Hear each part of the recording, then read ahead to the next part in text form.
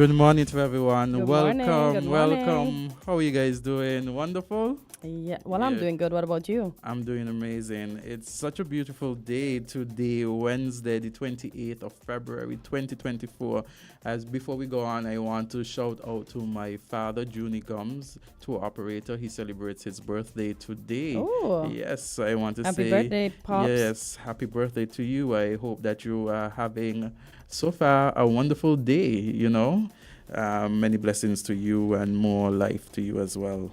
Imagine today on a normal day, and my Mhm. voice goes, would have been the last day of February, but we Yes. have tomorrow. Exactly. So for those persons that were born tomorrow, they do not have to wait until the 1st of March Exactly. this year. I often thought, what if he had been born on the 29th? Then it would just been on How 1st would of you March.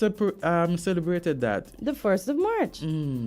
True. He only gets to celebrate it if he was born Yes. on leap years when he Mhm. gets his actual day. But other than that, it will be the 1st of It March. will definitely be the We 1st of March. really need to have a conversation. We really need to bring some people in here whose birthday falls on February 29th. And they'll tell you they celebrate on the 1st of March. That's exactly what they'll tell you. Perhaps indeed, yes. Good morning to the Federation of St. Kitts and Nevis, to our listeners abroad in the diaspora. Thank you for tuning in. Go tell a friend to tell a friend that we're on. Island TV Yes. is on and hot. Share the live, as they like to say. Share the Yes. live. Yes, we're live on Facebook. We're live On YouTube. and also on channel 40. We're there yes. as well. My So mom told me that. I was Mhm. like, yeah, Mom, I know, but I forgot. yeah, so Yeah. we're on cable now, guys. Yes, yeah. we certainly are. Yeah, cable TV. So guys, don't you can't have any excuses. And if anything, you could always go on WinFM's website and listen to us, or even the radio.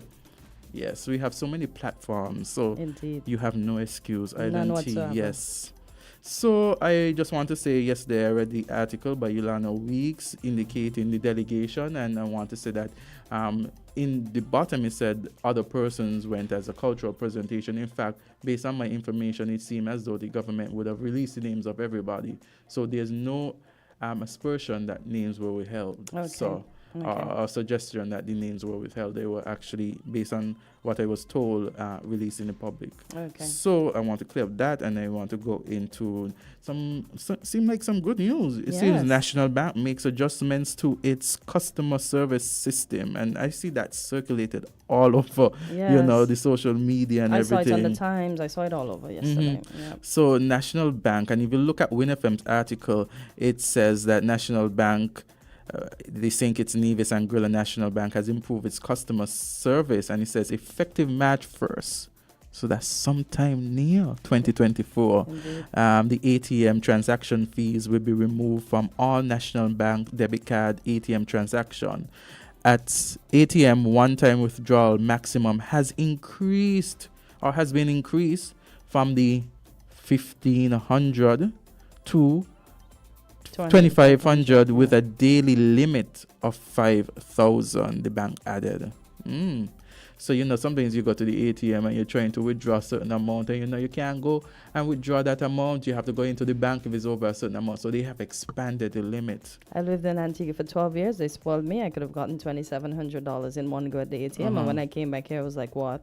Yeah. You mean to tell me I have to go in the bank to get all of this? Exactly. So this is a big improvement for National Bank. So kudos to them. Yeah, and also too, the removal of all the fees on the National Bank debit card.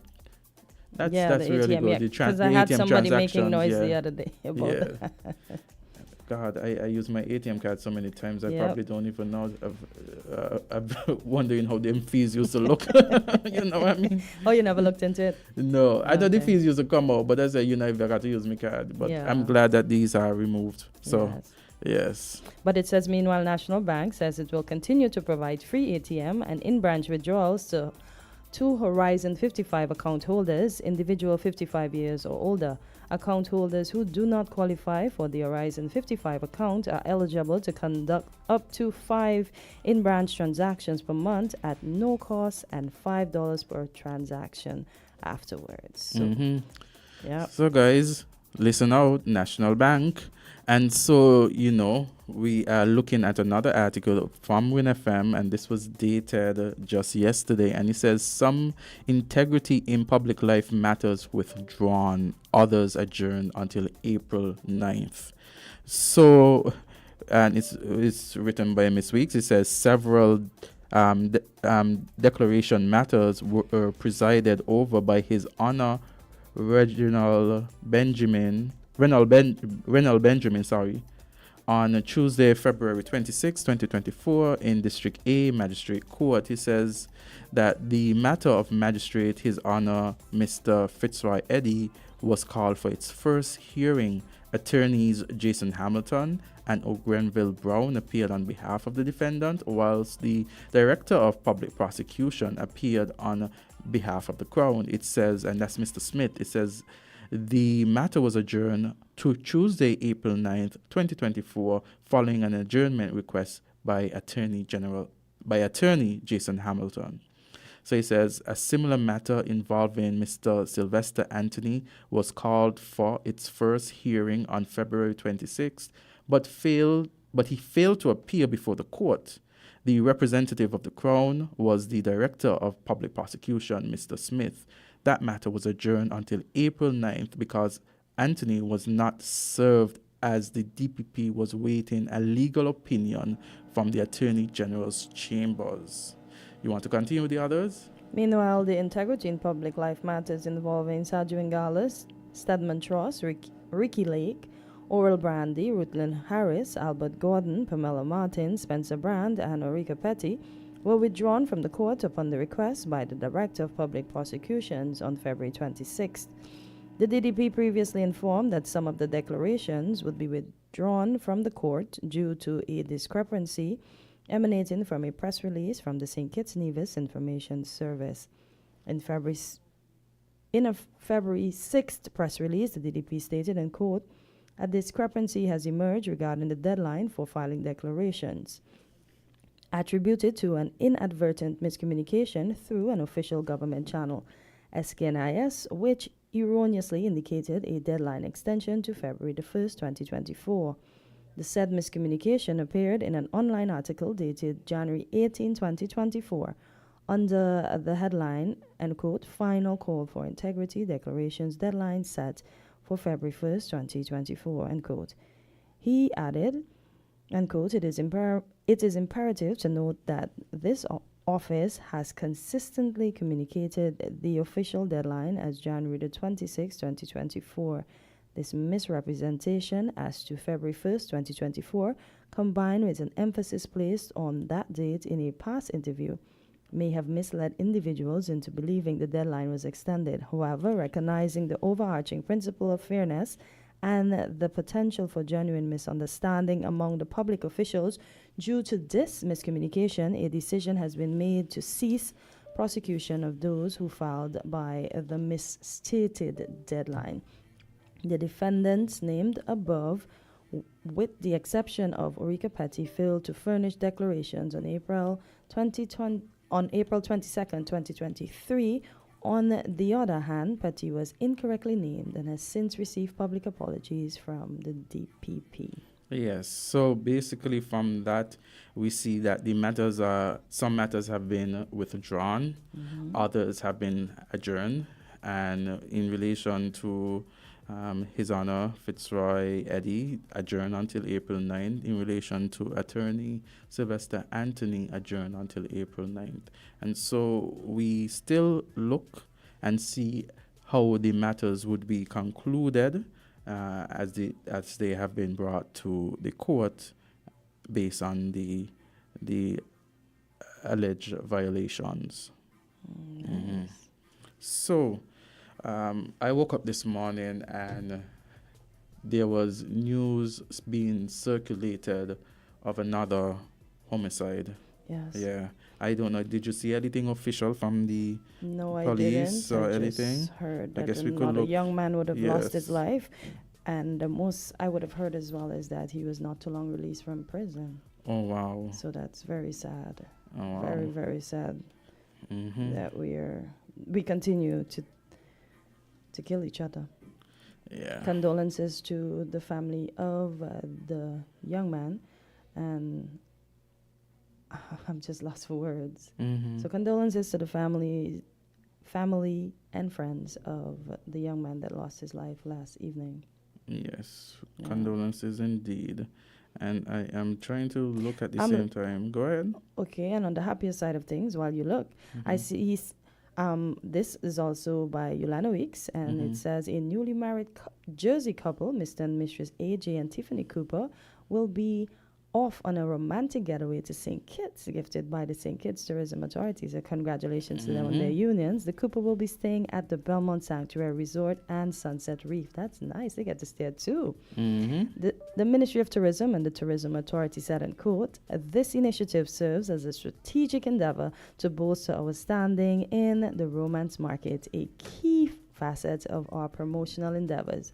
We are deeply grateful for the opportunity to demonstrate the irresistible allure of St. Kitts on a global platform. Such initiative reinforce our commitment to cementing St. Kitts as a top-tier tourist destination. End quote. This is nice. Yes, that's very nice. In fact, it shows that, our nation is being promoted as a honeymoon That's good. destination. So that's good. And we have the resorts to back it too. So let's do this. So we have a full lineup today. If we look at what we have presented to the public, what we presented to the public, we have Social Security at 8:30 a.m. That's the monthly wrap-up. Then we have the farm report at 9 a.m. And then at 9:30 a.m. we have representatives from the UE, and we have Mr. Leon Dawson, and he's the postgraduate president of the Global Campus. We have Mr. Devon Harris, who is the past postgraduate president, St. Augustine, and principal of the Takaka Primary School. And we have Mr. Norris Atwell, who is postgraduate vice president, and they would be speaking about the annual postgraduate debate competition that is going to be held in St. Kitts. And so we're getting a lot of debates. Yes. So we have the LIDC that's hosted in St. Kitts, and that is going to be actually starting tomorrow. And if if I'm correct with my information, then the annual postgraduate debate competition, and this is amongst postgraduates, they're going to be debating here. The debate is held here in St. Kitts, and they're going to be debating Thursday and Friday, so that's another competition, another debate competition. So it seems they are debating amongst themselves. So we're gonna the campuses. So the campuses would send representatives. So you got Mona, St. Augustine, Cave Hill, and the Open Campus. So those teams will be debating, and we get more information when those persons come this morning at 9:30. So we want persons. We encourage you to stick and stay. We have so much to be discussed, and we have Social Security at 8:30 a.m. and that is something that I know persons look forward to. We do it at least once a month at the end of the month, just to give you a monthly wrap up, and so that is important. That's information. Indeed. It has been such so many things are happening. Indeed, we look at some of the regional news, and in the regional news, we see that PM Brown is optimistic that the new LEAT will be launched very soon. Okay. Yes.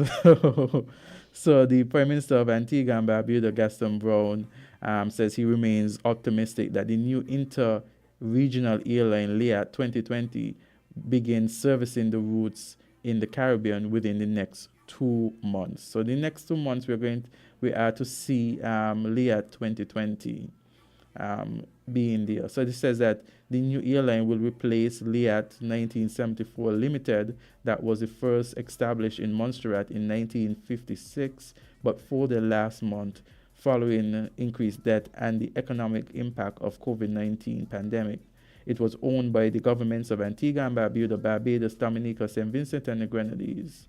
And so now there is a new service, and it's LEAT 2020. So we're going to see how that new service, that new airline really competes with and provides service here within the region. Because we do need the service. Yes, the service we really is do. very limited, so all the best to LEAT 2020. And on the sadder side of things, this story is also regional. It says U.S. couple whose catamaran was hijacked, likely thrown overboard and died, Grenada police say. And this report is from San Juan, Puerto Rico. AP, an older United States couple whose catamaran was hijacked last week in the Caribbean by 3 escaped prisoners was likely thrown into the ocean and died, police in Grenada said Monday.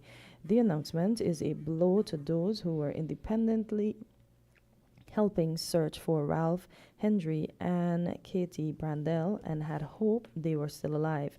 When pressed for details, he said, and quote, "We have nothing conclusive to say that the individuals are dead. We still hold out hope that in spite of what might be a low probability that they would turn up alive somewhere," end quote. He noted that he was quite limited with what he could share with the public regarding the case because the investigations is ongoing and because Grenadian authorities still don't have much information.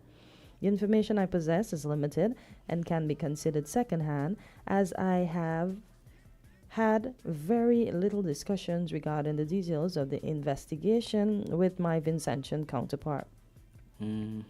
The St. Vincent Police could be immediately reached for comment. The non-profit Salty Dog Sailing Association said Henry and Brandel were veteran cruisers and longtime members of the association, calling them, and quote, warm-hearted and capable, end quote. It said the couple had sailed the yacht in last year's Caribbean rally from Hampton, Virginia to Antigua and were spending the winter cruising in the Eastern Caribbean. So this is a blow to the Eastern Caribbean, and it's sad that their lives were cut short in this way, doing something that they enjoyed by individuals that had no value or no care for their lives. Yeah, very sad indeed. No, condolences, Indeed, to their families. Yes. You look at that taking place is the Caribbean community, CARICOM leaders, the heads of government meetings of CARICOM, and the Antigua and Barbuda Prime Minister Gaston Brown on Monday, he said that Haiti's interim leader, Dr. Henry, needs to step aside and allow for efforts to continue unimpeded, to be unimpeded in finding a solution to the social, economic, and political situation in Haiti. So, in a telephone interview with the Caribbean Media Corporation, Prime Minister Brown said he believes that Henry's presence in the government is a part of the problem. Yes, as various stakeholders look to find a lasting solution to Haiti's problem that has been increased with the assassination of President Moise in July 2021 and the emergence of criminal gang terrorizing citizens. And he goes on to say in a quote that, with no disrespect, my dear friend Henry is a part of the problem, and I think there are many in Haiti who believe that the interventions that are planned by the stakeholder groups are intended to prop up Henry, end of quote. Yes. Have they had elections since Mr. Moise's death? I really would have to investigate what has been put in place. I don't want to misspeak.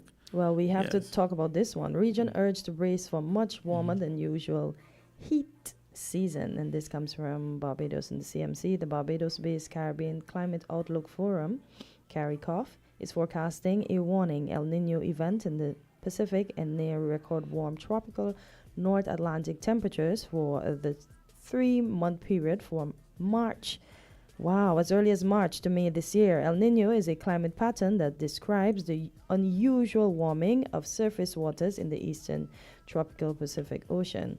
It is the warm phase of a larger phenomenon called the El Nino Southern Oscillation, and so CARICOM in its latest Caribbean Climate Outlooks publication said that therefore the region is set to transition into a much warmer than usual heat season with recurrent heat waves as early as April. You realize that it has been extremely hot again. It's in and out. The weather is sort of bipolar, I would say, because we have rain one time, it's hot one time, it's cold one time, And all of this can lead to the colds and the fevers that some persons are I having.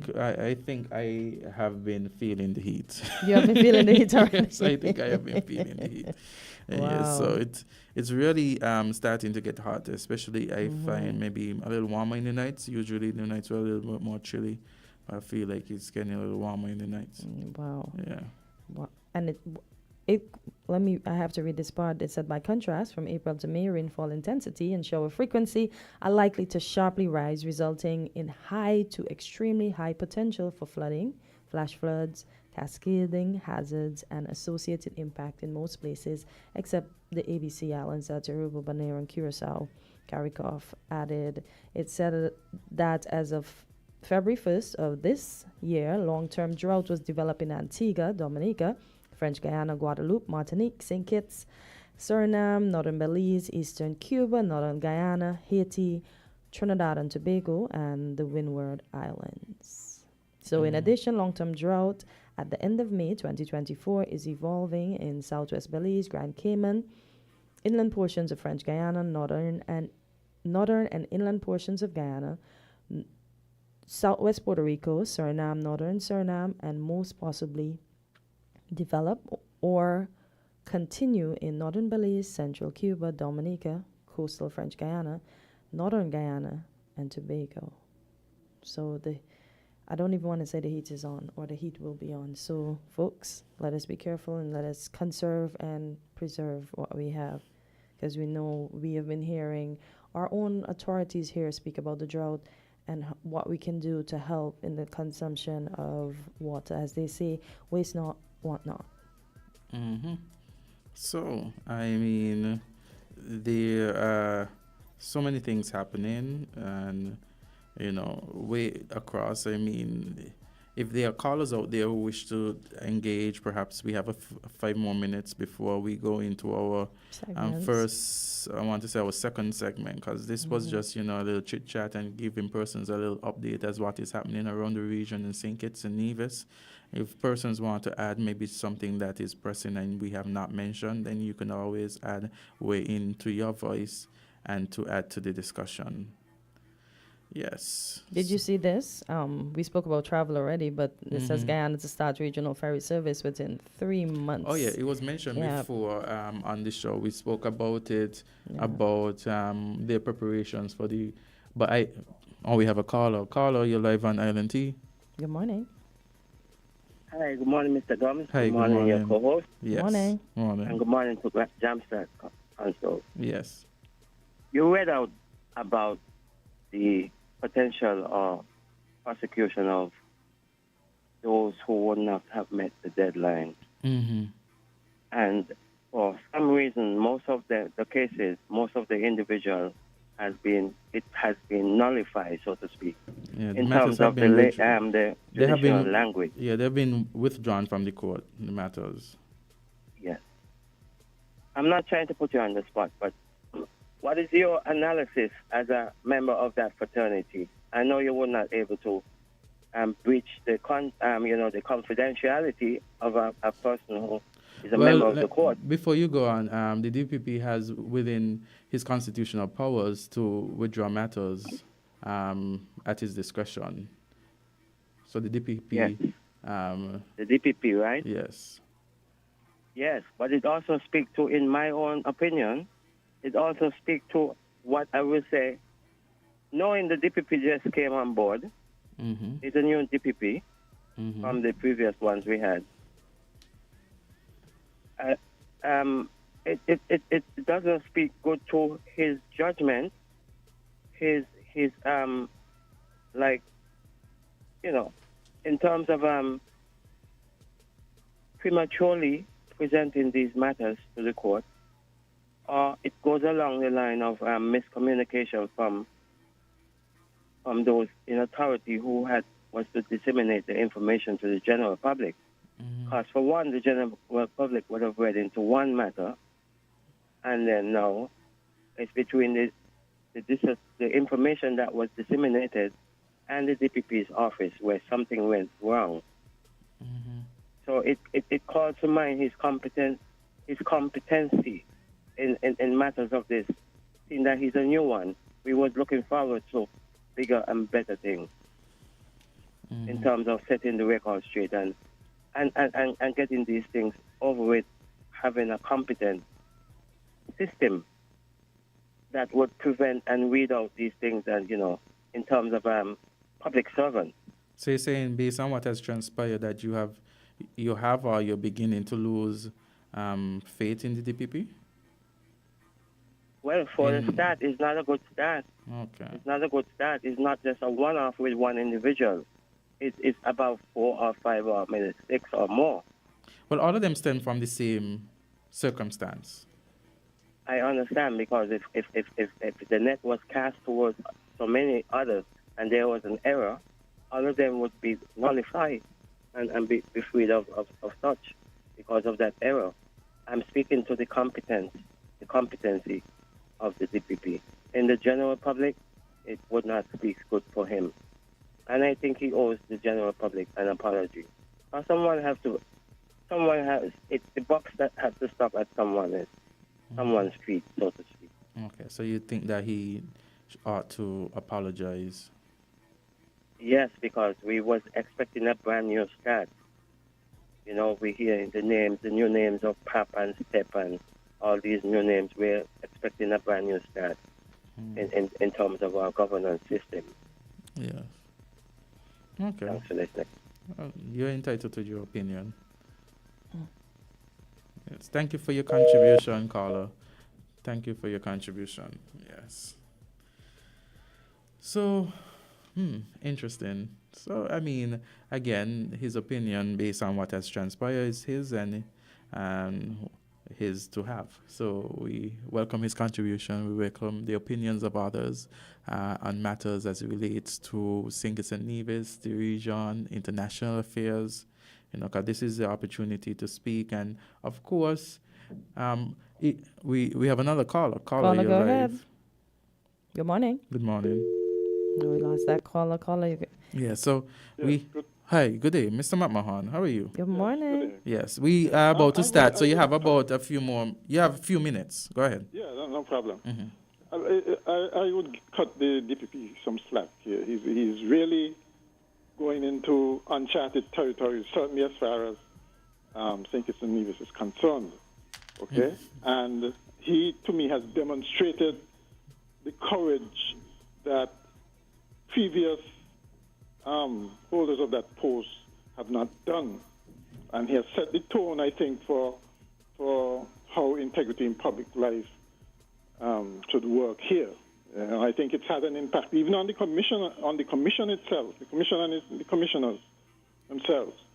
And having 90% over nearly 100% compliance, I think he had something to do with that. Okay? So I would definitely cut him some slack. What I would find interesting, though, is this one particular case that is being prosecuted, because if a magistrate is being prosecuted, it suggests, he's a lawyer himself, it suggests that there may be some loophole or something that he's going to use to challenge what has happened. And that may have implications for the whole bill itself, depending on the outcome of that case. So it will be worth watching. Okay, then. Yeah. Thank you. Thank you for sharing your views on the matter. That's what we're here for, differing views, but persons being able to express them respectfully and to share them with us and, of course, those who are listening to the program. Yes, so we have Social Security, and they should be here anytime soon. So we'll take a short break and get back. Yes. Found the sound 98.9.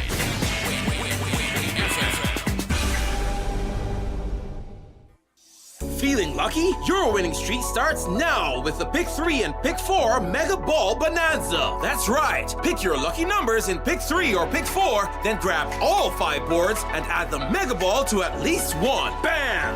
You've instantly got yourself a free $1 ticket. That's 5 chances to win big. Plus a guaranteed $1 win just for playing the Mega Ball way. So grab your Pick 3 and Pick 4 play slips today at Caribbean Lottery agents island-wide. Must be 21 and over to play. If you need insurance, our service is the best. Home motor insurance can give you more for less. Property insurance can save you a lot of stress. At TDC Insurance Company Limited, we care about your investment. Guarantee you peace of mind. The best team in the business. Guarantee you peace of mind. No other company will. Guarantee you peace of mind. Together we'll succeed and guarantee you peace of mind. TDC Insurance Company Limited, where you get more coverage for less.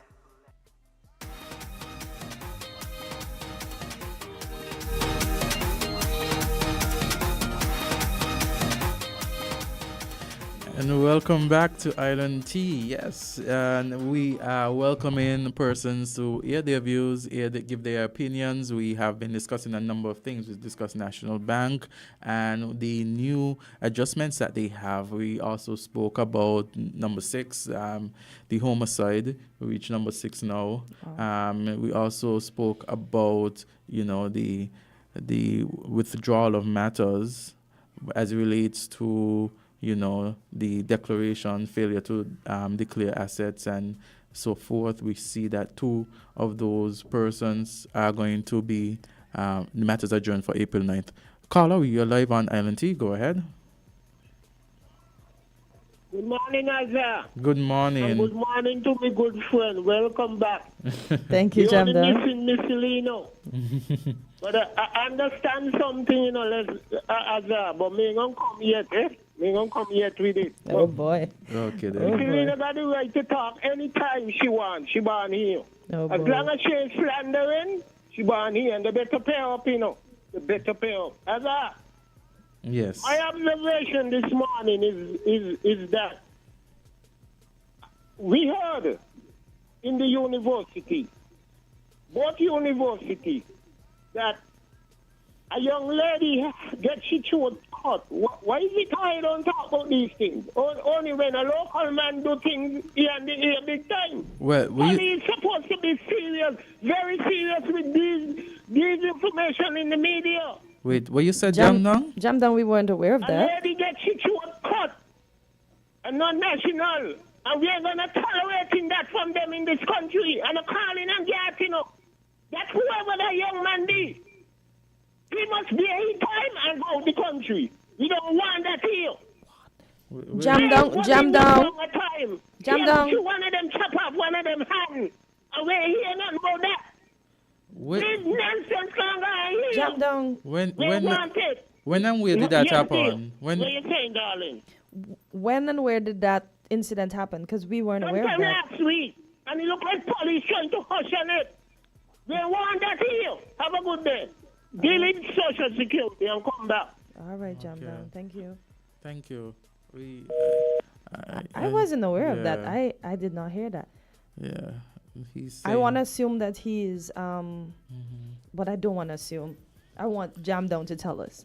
Yeah. Because we don't know. Yes. We weren't aware. We have another caller. Caller, you're live on Island T. Good morning. Good morning. Hello, good morning. Yes. Good morning. One question I would like to ask, either yes or no. Michelina stopped come on the program? No. She ain't stopped this couple times, couple Mondays and couple Fridays, she ain't come on. Today is neither Monday nor Friday. Azard, I listen on Monday, Azard. I know today is not Monday, not Friday, but I'm just asking a question. Is yes or no? People keep telling us lies all the time. No. If it's yes, say yes, and if it's no, say no. Simple. People been looking for, wanted her to talk, but nobody hearing her, and nobody saying nothing. Everybody gone silent. Okay. We said, remember what I said at one point in time, persons asked questions, and we said that either Monday or Friday she is supposed to be on. Based on that, I did not know whether or not she's coming Monday or Friday. So it's for her to communicate as well. Oh, on one question. After this segment is Social Security. Yes, Social Security. ma'am. Yes, I have a lot of questions for is Camilo coming on? I assume that it is her. Usually it's her. Okay, and you are going to take calls and so, right? Yes. She going to just go straight to No, we'll welcome calls. We welcome calls. When after call, because I'll have a lot of questions for, and she better be prepared for them. Yes. Okay, love. You have a blessed day, Azard. No problem. No problem. And I would like to get your number. I'm going to call back you. I'm going to call back and get your number because someone want to get in touch with you. Yes, that's no problem. So I'll call back. Yes, no problem at all. Okay, love. Yes. Thank you. Okay. Yes. So, of course, as we said before, Michelina will come on either Monday or Friday, and I don't even know what the arrangement is now, but I mean, we've had persons like Kortensia. Kortensia wasn't here for about 2 weeks? Yeah, and we had persons fill in and stuff like that. So Was not here. Was we have a not call? here. Caller, go ahead. Yes. You're live on Island Tea. Yes. Good morning. Good morning. I made to understand that the young lady get victimized. I want to know if it's true or false. And if they victimize that lady, I don't know why they have to turn away a qualified young lady. That lady, we need the facts, okay? Wait, I made to understand. turn she away get from- victimized. turn away from what? From her job, I made to understand. I want to know if it's true or false. When you say her job, which job you mean? Because she does several things. She didn't a teacher or something. I think that there is a matter around that. I think Michelina is the best person to understand to speak. whatever they move her to. I made to understand she get victimized, and I really like to know because I love that little girl so much. She just talk the truth. She speaks. I mean, you can't tell the people if they talk. Come on, where we going to? Yes. They need to give the lady back her job. Freedom of speech, okay? And this thing with this money, this raise what they give, to me, they move too fast. They move faster than a leap year. Okay. Ain't 2 years yet, and they don't got this big increase. Okay, anyway, see you. Bye. Yes, thank you so much. Thank you for your That's a leap year contribution, move. ma'am. That's a leap year move. Yeah. Because we are in a leap year. Yes. That's correct. They did make the leap. Yes. So we have our next segment. We're going to take a short break and we'll get back to you, okay?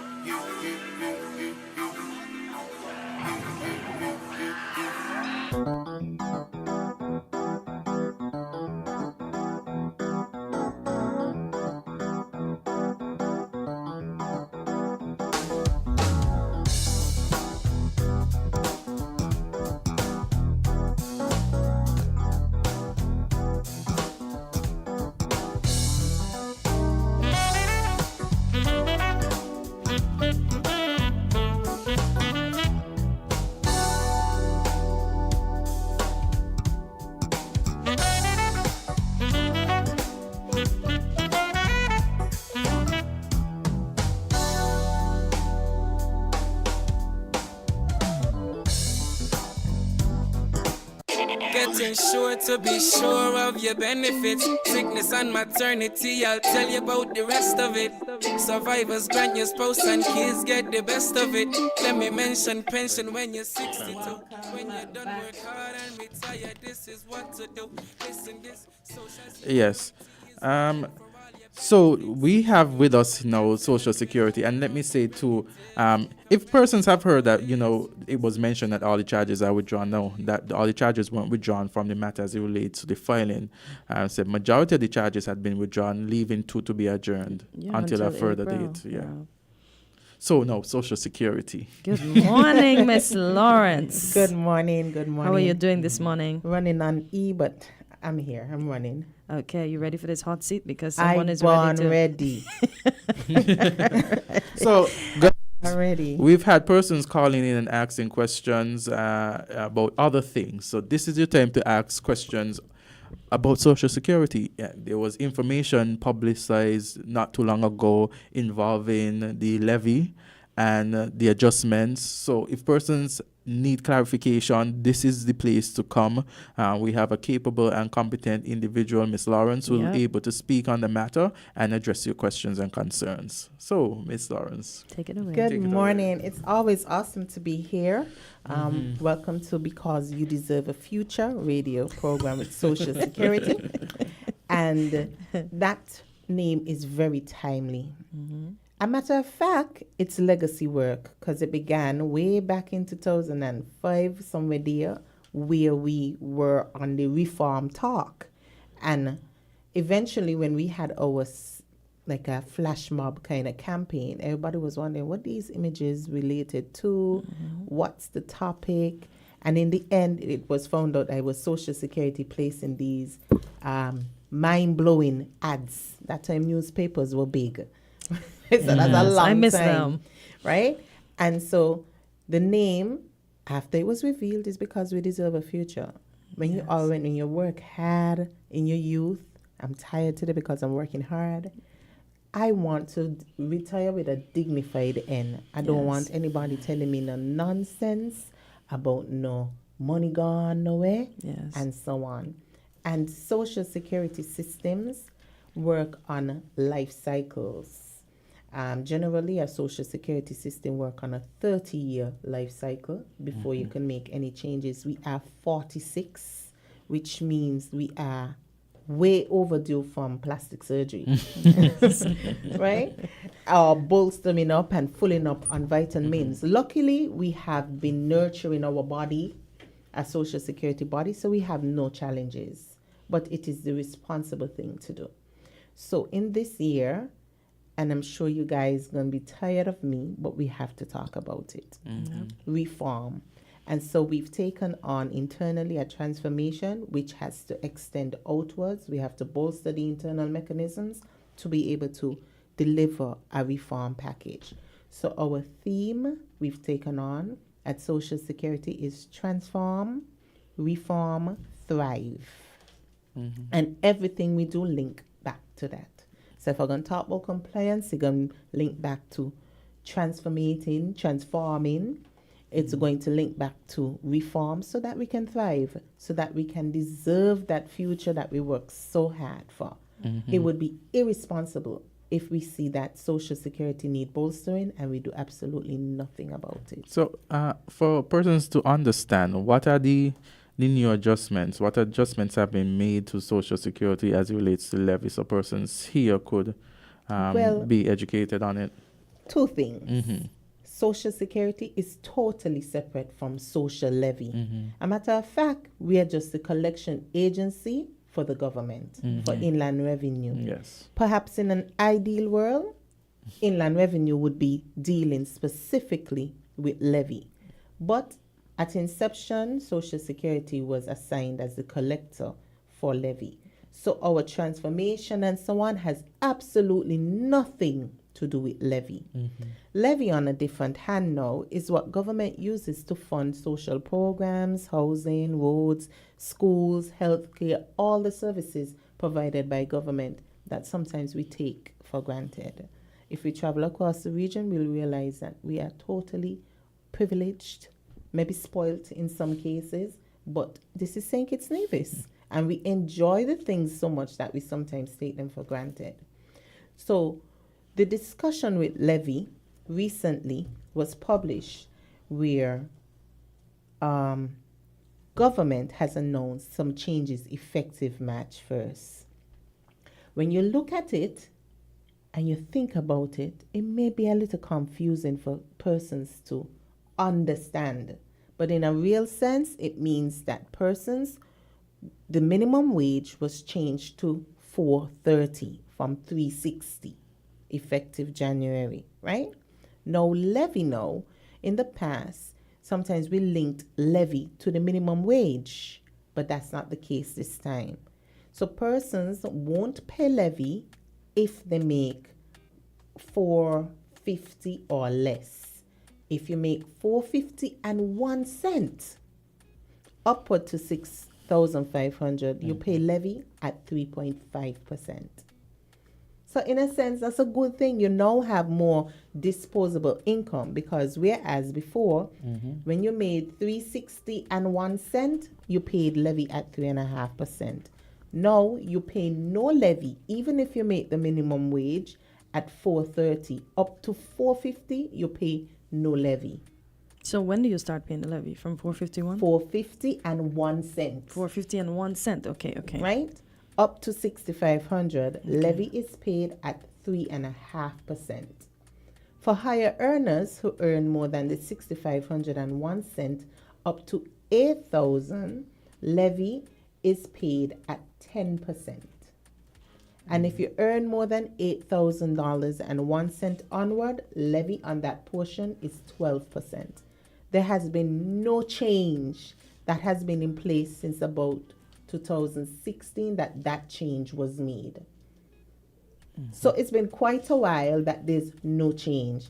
The only change made this time is for levy, which says if you earn $3.60 you used to pay levy. Now you earn up to $4.50, you don't pay any levy. Now tell me if that's a good thing or a bad thing. But what happens when they get older? Who will contribute to them the fact that they're not paying the levy? Who? Would they still pay their social security contributions? You mean when you get to 62? No. No. Let's say our employers was taking out the monies. So would the employers not take out that money anymore for those persons who are making up to $4.50? Correct. But so there is no levy. Remember, levy is what government uses. That's separate from Social Security.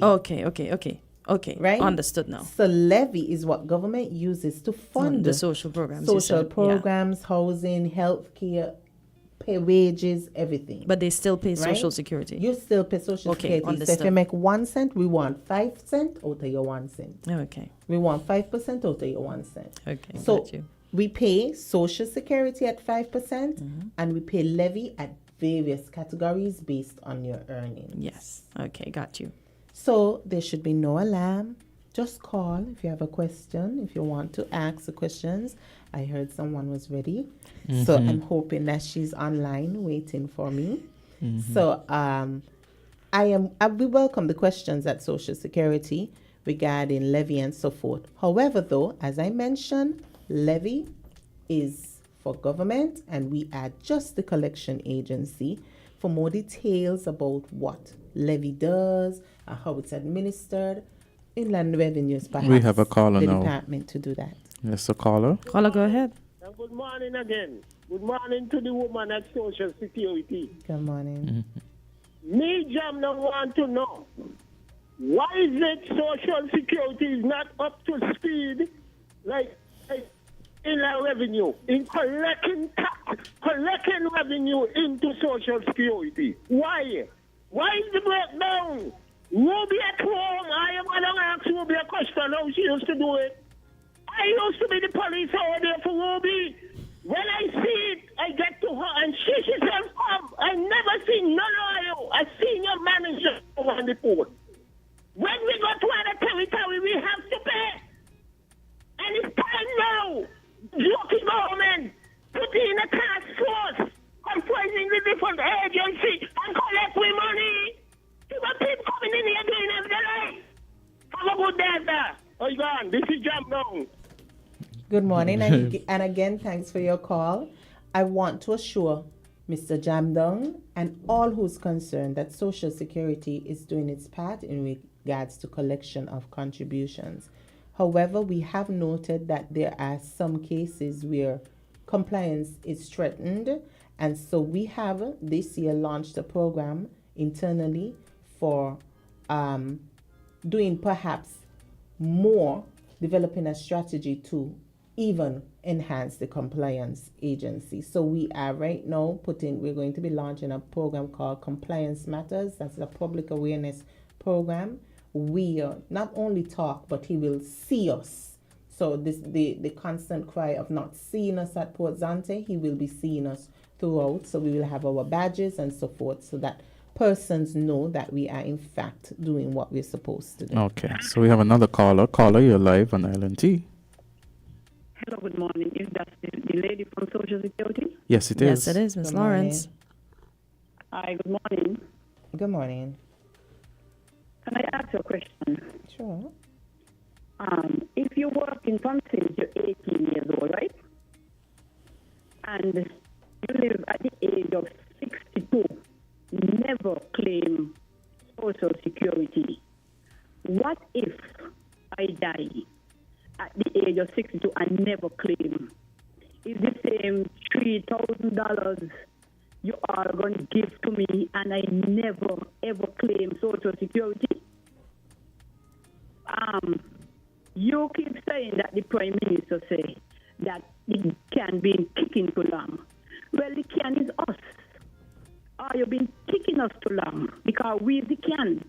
Because you are the Social Security. And if I work from since I 18 years till the age of 62, never claim sick leave, never at all. And what you want to tell me? That you are going to give me 3,500? So what the remaining of my money what I work so hard for and have family? You are supposed to take up the can right now while you're kicking and hold it in your hand and treasure it. Treasure us. Because the same Social Security money. I have family. I have young children. So you are going to just give me 3,500? So what happens to the burial? You are not much for to bury somebody? Even to send your death announcement over ZIZ? Nothing I can contribute to, but just 3,500? Man, you are kicking us too long with you. You are kicking us too long, and you all have to go back to the drawing board for us because I ain't giving us sufficient money. We work too hard. Please, I beg you, please, because a lot of people in Social Security never claim it and they're dead, and nobody get the money.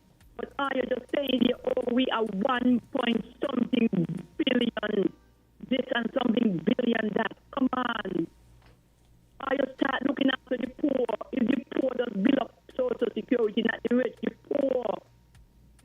Start looking after us, take up the can from picking now and have it as a baby in your hand. You have a good day because the poor can't take no more.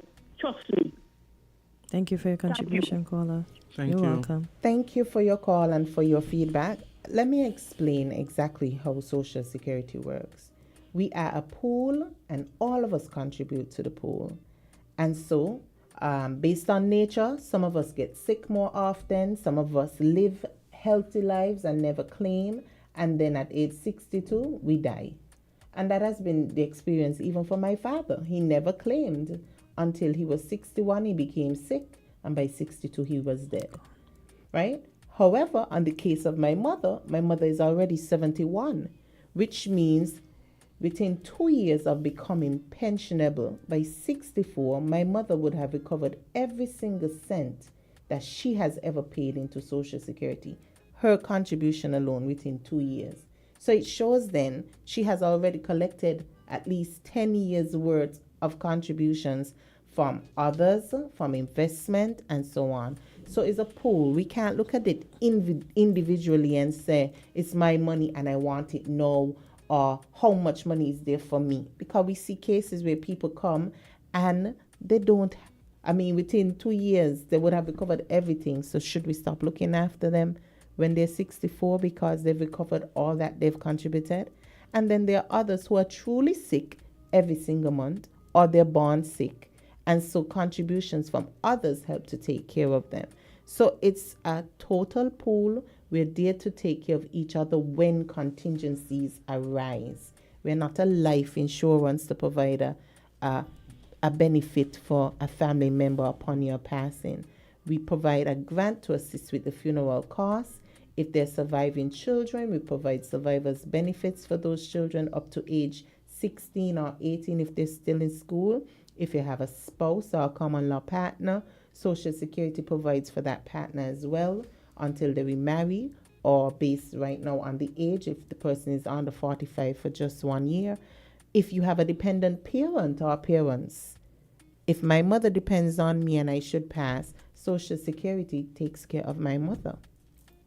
So the benefits are wide and vast, but they're based on contingency. So unfortunately, we have some people who never ever claim. God has blessed them with good life and health, never claim, and then they die shortly. And we have persons who never ever claim and live long, and they claim Social Security for a long time. Then there are persons who are going about their lives and some tragedy changes the trajectory. They can't work, they're sick. And Social Security has to take care of that person for the rest of their lives. We can't be thinking about it individually as we look to bolster Social Security. We have to take care of the whole. We have a call. Caller, go ahead. Good morning. Good morning, Nancy. Good morning again. Good morning. Yes. No, Miss Be Lawrence, I brief will because we answer have your 1 minute. question. Yes, no problem. Miss Lawrence, let me tell you, right? Now, as a contributor to Social Security, start to work when I was young, maybe 16 years coming up. And I working for good money, contributable, help in my younger days in Social Security. But when I reach about 50, 55, maybe 44 or so, you know, I get slope and I gone into a next smaller money job, right? But when I work in the rest of my balance of my years them now with a smaller money job. But when I get my contribution or my contribution going down, when I reach 62, me cut my money going down because I work for less money in my late stage of the age, in my age. I believe that's unfair to us, and I believe that something should work out. That when the load of money where you don't work for back behind, that could come in your pension. Some of that could come in your pension too.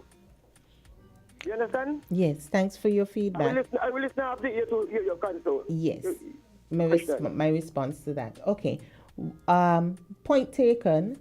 And as we look at changing the Social Security structure, all of those will be considered. We've heard that before. My pension should be based on my career rather than the last 15 years' wages. But it's not exactly like that either. What happens is that we look at the entire career for the number of contribution weeks, how long you would have worked. But we look at the last 15 to determine what your best wages were in order to determine your pension. So the point is taken. I got a job later in life that was paying less than my previous job, and this will affect my pension.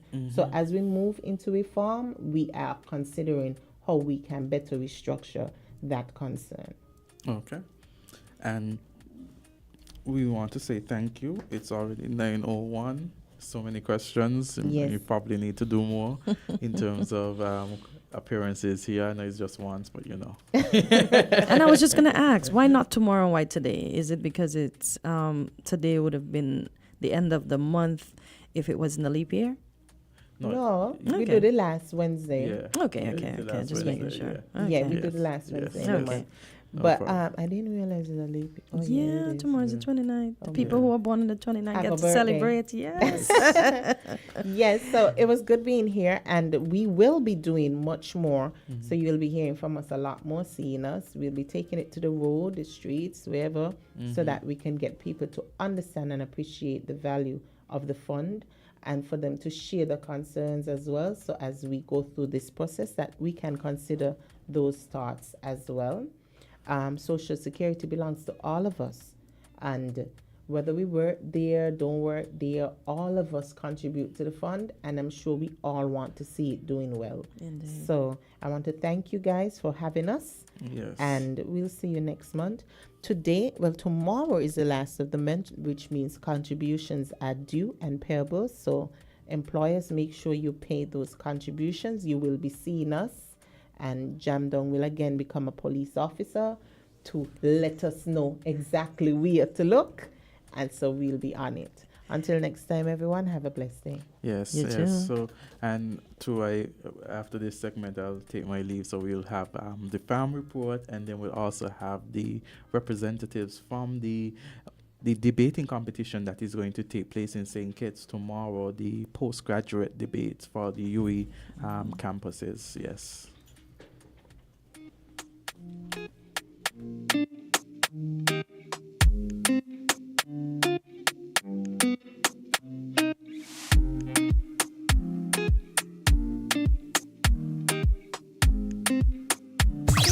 WINN is 98.9. 98.9 is WIN FM. Life is unpredictable. When a serious illness strikes, such as cancer, heart attack, or stroke, the Family Critical Illness Plan from Kuna Caribbean Insurance can provide an extra layer of financial protection for you and your family against out-of-pocket expenses. Select a plan that fits your needs and get up to $90,000 in coverage. No medical examination is required. Contact your credit union or one of their approved family indemnity plan providers to enroll today. To learn more, call 466-9453 or visit their website at kunacaribbean.com. Kuna Caribbean Insurance, for all people. Maybe it's the way the brilliant gold liquid reflects our sunshine, or how the bright blue of its label mirrors the clear Caribbean skies overhead.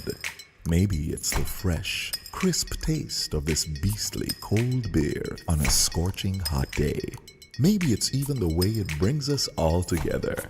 But one thing is for sure, Carib is very much a part of who we are wherever we're from in the Caribbean. Carib, it's the way we play. Drink responsibly.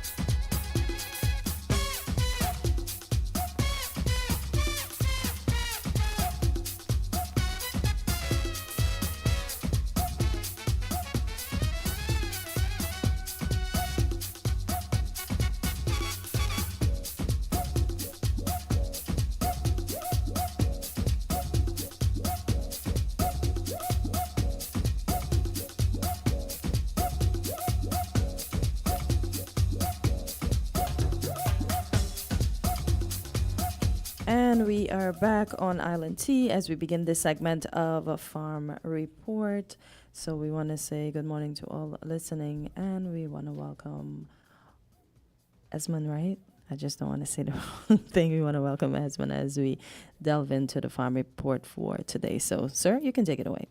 Good morning. And thank you for having me again. No, pleasure, always. And this morning, I was asked to accompany our new guest, who is not here as yet. Okay. Mr. Winsome Morris is on his way. And I think the program is kind of solely geared to him, okay, and what he wants to discuss this morning. Okay. But seeing that Mr. Flanders, who for a couple of days now, he's been overwhelmed, he says, with work. Oh, boy. The rainfall is giving him a lot of work, because I see our rainfall has been significant. Right, and it's been much better. And that's good to hear. Than the latter half of 2023. That's very good to hear. Having said that, though, we want to still bring the report and what is happening among us as the consortium. Last Wednesday, I think, after leaving the program, we rushed over to National Bank.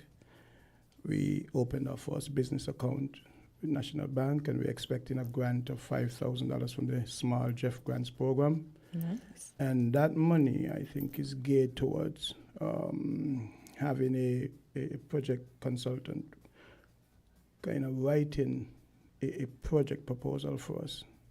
And so, in that sense, we could be looking at a larger grant if that project that is proposed is successful. Okay. And but who does this grant benefit? All of you in the consortium, or is it for a beginning farmer? Well, I'll say farmers in general, because Okay. we're not only even catering for the consortium farmers, but farmers in general. In general, okay. Right. We want to see the community begin to progress. Good stuff. So we are still at the bell pepper production. The last numbers we had, it was around 5,000 pounds, and the chill, the government cooler. Oh, nice.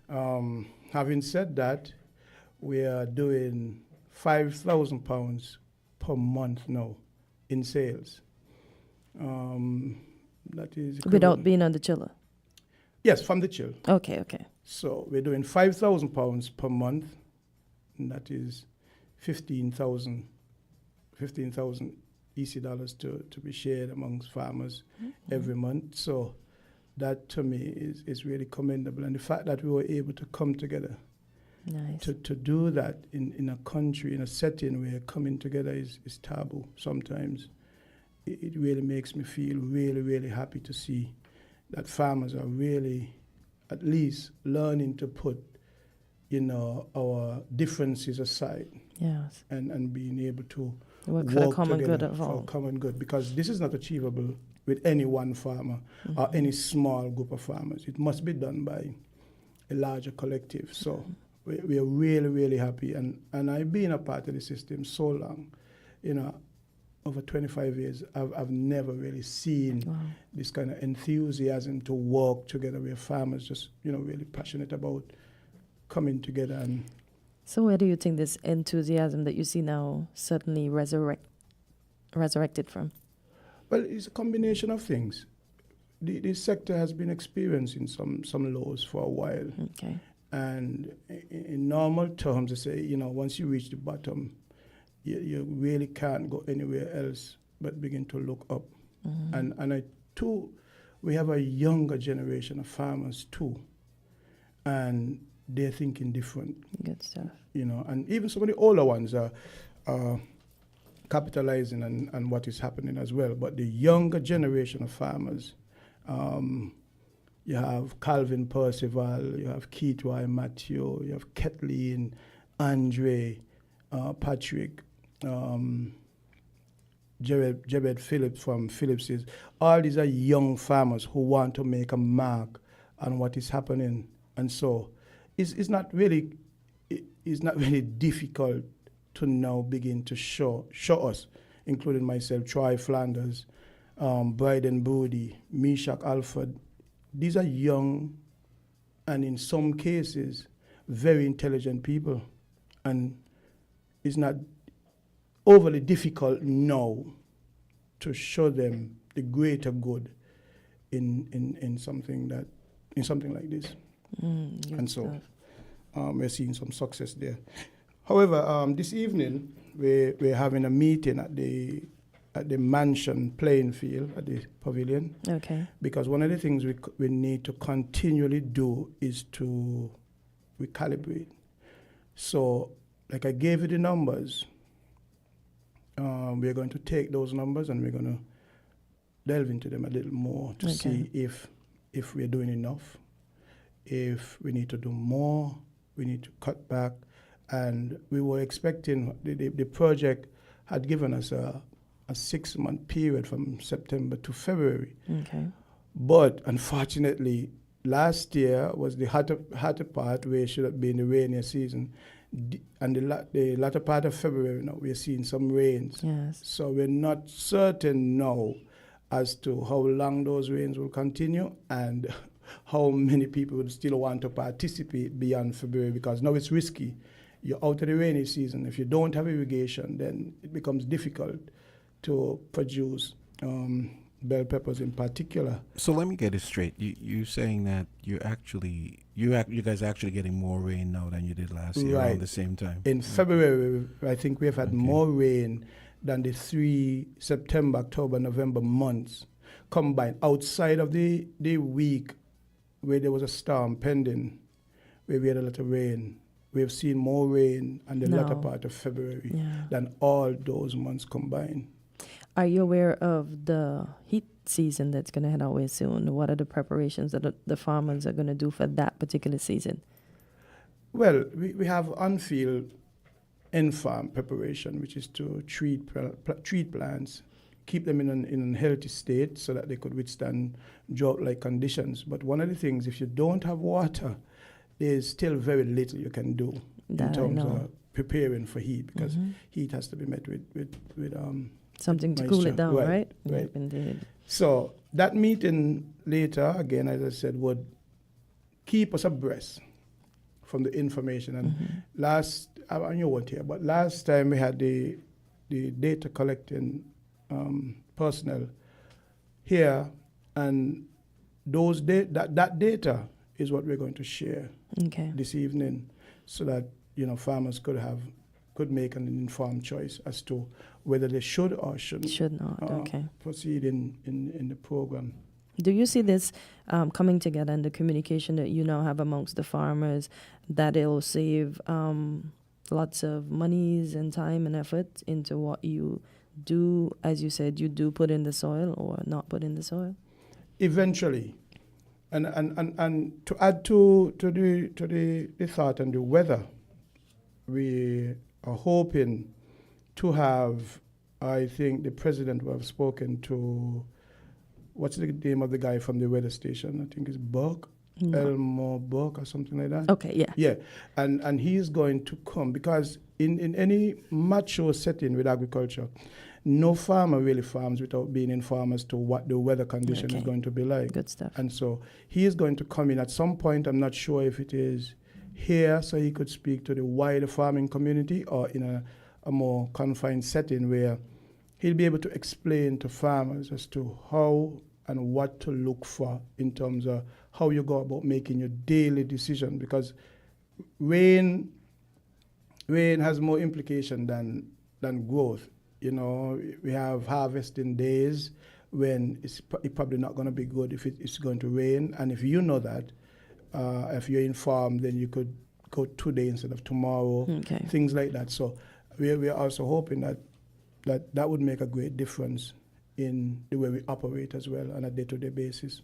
Okay. And for the farmers who have not yet graced the meetings, not even those that are just in the consortium, as you said, you're reaching out to everybody, what can you tell them now to encourage them to attend the meeting that you have later this evening? Well, that this is the way forward. And I know it's difficult for some of us, because it's uncharted territories for most. We're not accustomed to be rounded up and told what to do and things like that. But if we're to survive, we have to begin to take orders. If you don't know, then you have to begin to want to find out. And if it comes down to you feeling like a child, then we have to become a child again to learn. And so I say, if you're interested in learning, if you're interested in developing, then let us all meet at the mine and see. And there is no manager in this. Yes. Because all of us don't know, yes, and we're trying to find out. Exactly. So it's not a situation where you're coming to be lectured to and told what to do. Yeah. You'll be actively engaged. Everybody can share. Right. And okay. So what time is the meeting? Where is the meeting before the guests? 7 o'clock this evening at the Mansion playing field at the Pavilion. Okay. And so we're hopeful. Okay, this is my guest for today, Mr. Winston Morris. And after the program last week, he's one of the consortium members as well, one of the elder consortium members. And I must tell you that when I am probably finished with telling you who he is, then you'll understand. When he told me that I had to be here with him today, that I had no other choice but to. Mr. He's a professional by all means. I think university grad, has been a teacher all his life. He retired now, But beside that, he has been a farmer all his life. Yes. Right? He's worked all his life for the ministry as well. He worked in the Ministry of Agriculture. He was an extension service officer. And so when he talked, people tend to want to listen. And after the program last week, he contacted me somewhat, we met, and he told me, that based on some of the things that, he was picking up, he thought that he needed to lend his voice to the conversation. And as an elder, I quickly said, okay. And he asked me to accompany him this morning, so we're here. So without any further, this is our guest, Mr. Winston Morris. Morning, Mr. Morris, and welcome to the program. Thank you very much. It's a pleasure to be here. Pleasure having you. All right. So tell us, Dr. Morris. Not the doctor. Just Mr. Morris. Tell us exactly, your thoughts and what we're doing. Being a member of the consortium. I remember when they came up with the idea to form the group, and they called it the consortium. I said, consortium? Consortium is a mixture of big companies that I know of. I said, when you say consortium of farmers, well, we're so small. I said, but if we come together and so on, we can definitely come big. Yes. We can definitely come a consortium for real. Indeed. And but I spoke with them, and because I get absolutely emotional when they form it and so on, because it was long overdue, and I always lend my support to groups like these, but they got to be serious.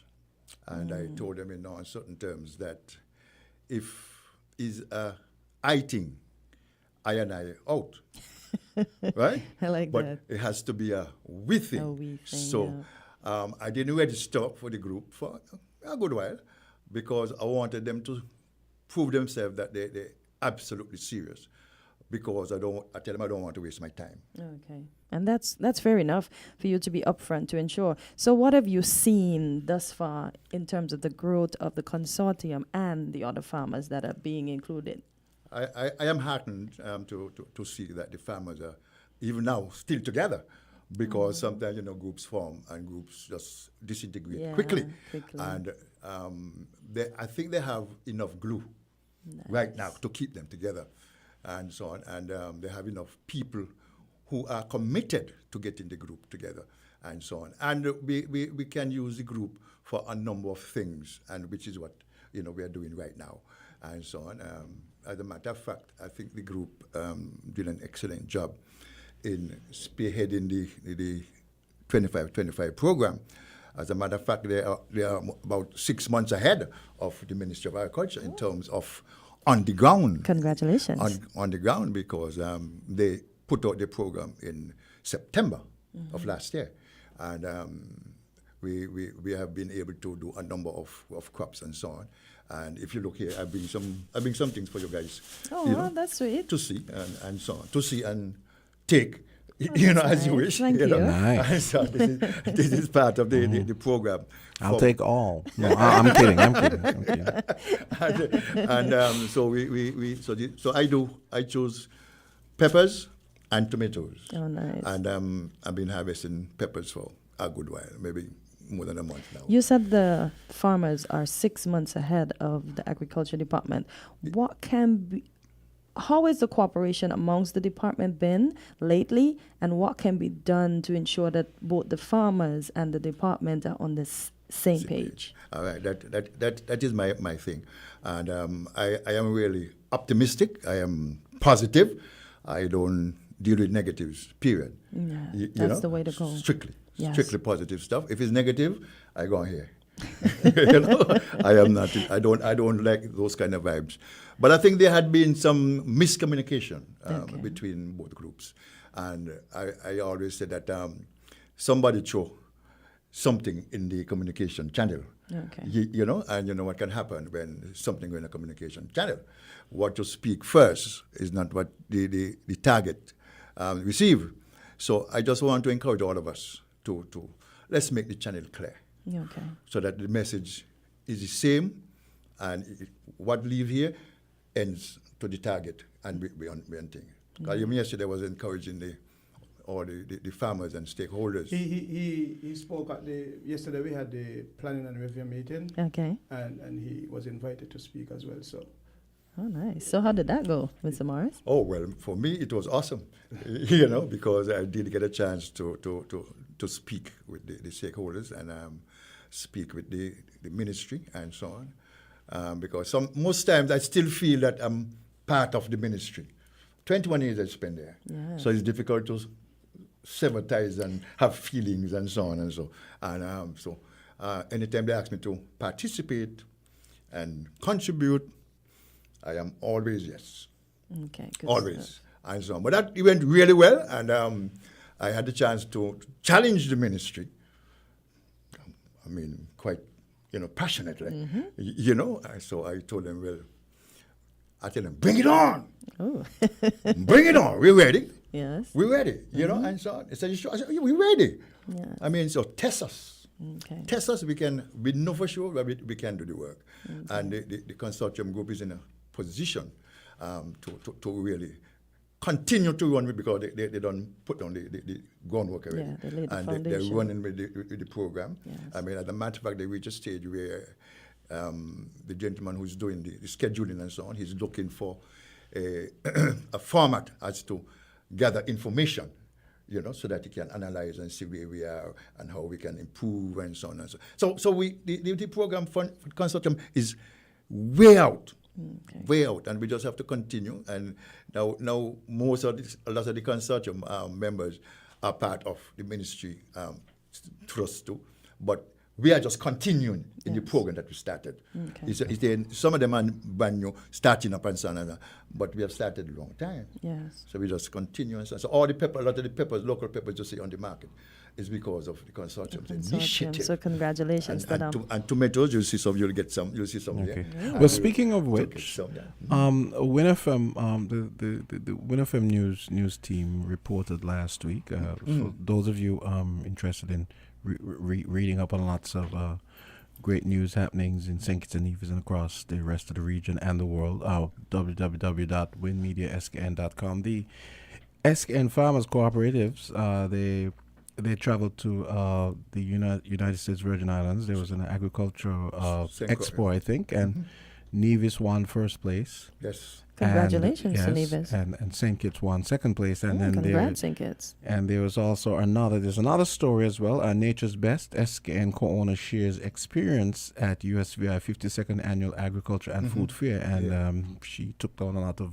products and so on, apparently was really impressed with maybe the support, the financial support and so on. And it was reported that the ministry paid for the passage of a lot of the farmers and getting their stuff down there and so on. So I thought, in the interest of balance, people needed to hear this because, sometimes the farm report gets criticism that the consortium seems to be contrary.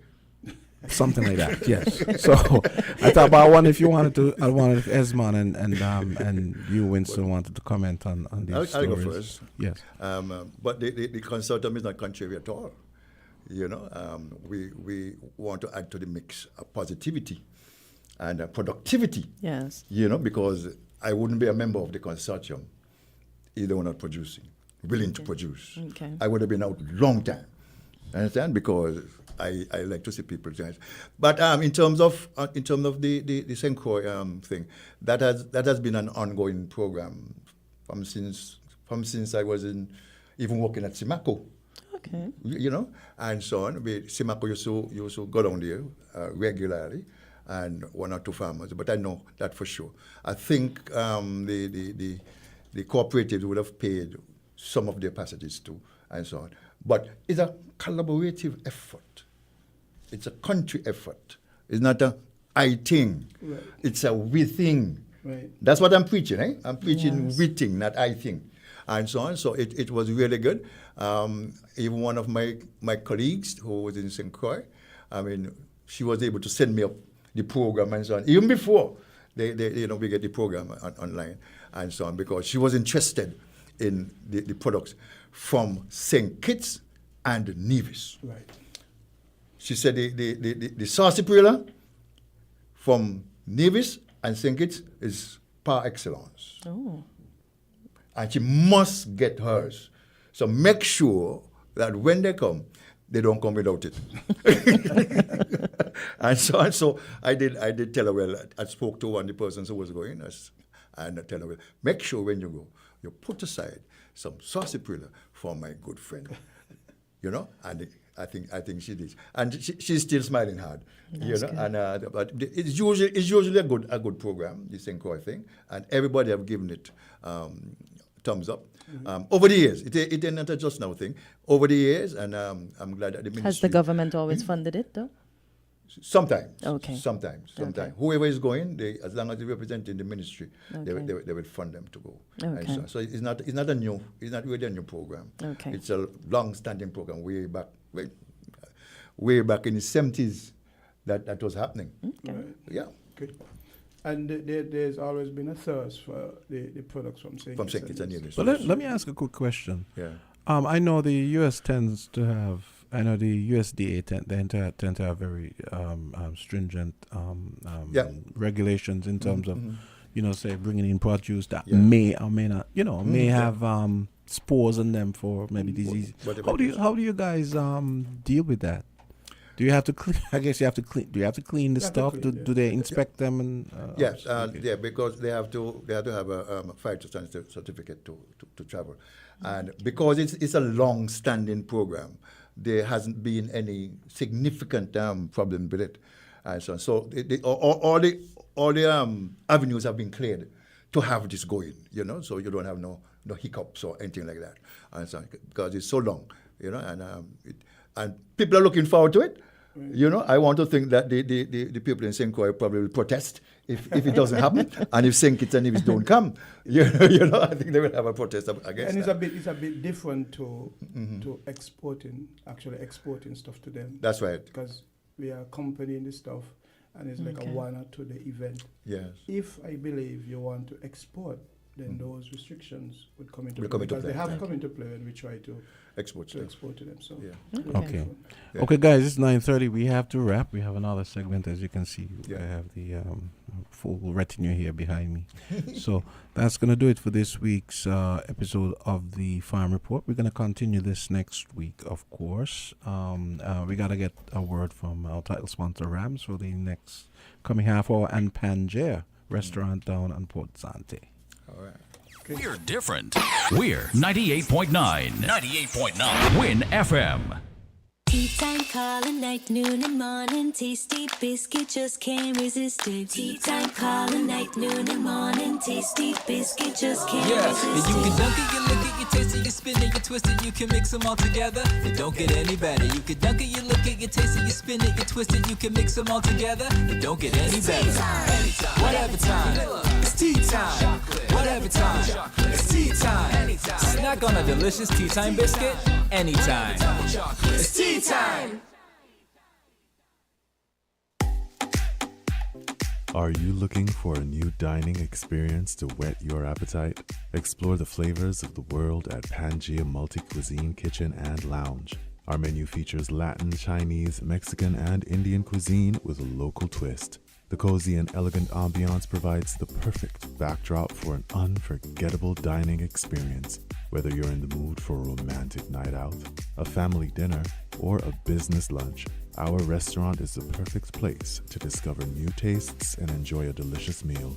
Book your table at Pangea Multi-Cuisine Kitchen and Lounge today by calling us at 465-9100 or visit our website at ktcsvdm.com and our Facebook page at Pangea by KTCS Limited. We are located in the heart of Port Sante, Bastille, St. Kitts. Come and explore the flavors of the world.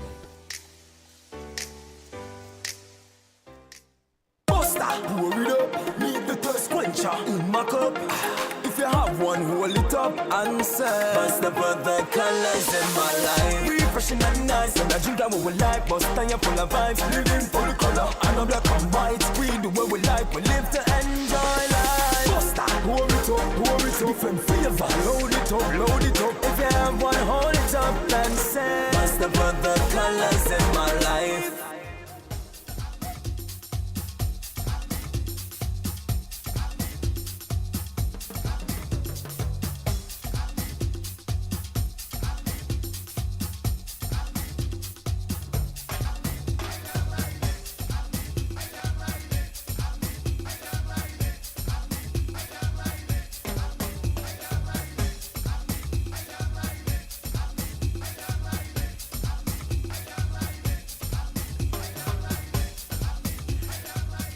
.933. So we've got the annual postgraduate debate competition coming up, and I've got 3 members of the postgraduate set up. Leon Dawson, postgraduate president of the Global Campus. Devon D. Harris, past postgraduate president at from the St. Augustine campus. He's a St. Augustine campus alumnus and principal of the Tucker Clark Primary School. And Norris Artwell, postgraduate vice president. Good morning, guys. Good morning, gentlemen. Welcome in studio. Good morning. Thank you. So tell us all about this debate, when it was started, and why was St. Kitts chosen as a country for this debate to be held this year. No problem. The Intercampus Skill Council made a mandate in 2013 to host the annual Intercampus Postgraduate Debate. However, it wasn't conceptualized or physically held until 2015-2016 academic year. Mm-hmm. And from then, we've done it on a rotational basis. Each of the University of the West Indies campuses take turns in hosting this debate. It was first done by the Mona campus, and we took turns thereafter. The Intercampus Postgraduate Debates is a debate whereby the 5 campus association, postgrad association, come together to debate each other and to show their critical analysis skills, academic discourse, as well as to show postgrad debates, the level of debating skills that the postgraduate students have. We took a break from 2020 to 2022 due to COVID. Okay. And we came back last year, which was hosted by the Cave Hill campus, and now this year it's being hosted by the Global campus. Oh, that's good. Which is why we're here in St. Kitts. The perks of having the Global campus host is that we're across the US 17, and we can choose whichever country we want to host it in, as opposed to the London campus, which would have to be at, Jamaica, Barbados, etc., etc. And I have my good colleague here, Mr. Devon Harris, who is a former postgrad president, and he told me, why not come to St. Kitts? And we began planning, and it's been a pleasure. St. Kitts is such a lovely country, and we're looking forward to having some successful debates. So for persons who may be listening and are not aware of the campuses, can someone enlighten us on the campuses and where they're located? Go ahead. So currently we have 5 campuses. We have the 5 islands, that's in Antigua. We have Cave Hill, that's in Barbados. We have St. Augustine, that's in Trinidad. Mona, that's in Jamaica. And the Global campus, previously we were referred to as the Open campus, but now we are the Global campus. Oh, nice. So is that sort of like a diasporan campus, like all the people? Yeah, we're global.